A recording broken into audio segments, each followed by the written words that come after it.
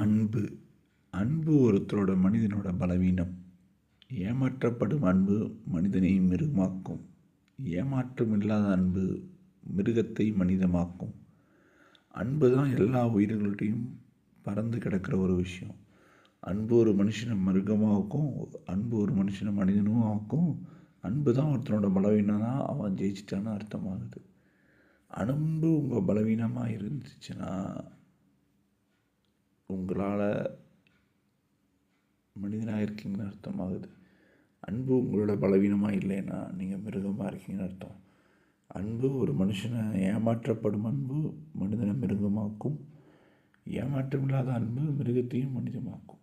ஒருத்தன் கத்தி எடுத்து உங்களுக்கு குத்த ஓடோடி வரான்னு அவனை பார்த்தா அன்பாக பார்த்தீங்கன்னா கத்தியை கீழே போட்டுருவான். அன்புக்கு மிகப்பெரிய சக்தி இருக்குது. அன்புடையார் எல்லாம் நமக்குரியர், அன்பில்லாத எல்லாம் பிறர் என்ன திருவள்ளுவரும் கூட கூறியிருக்காரு.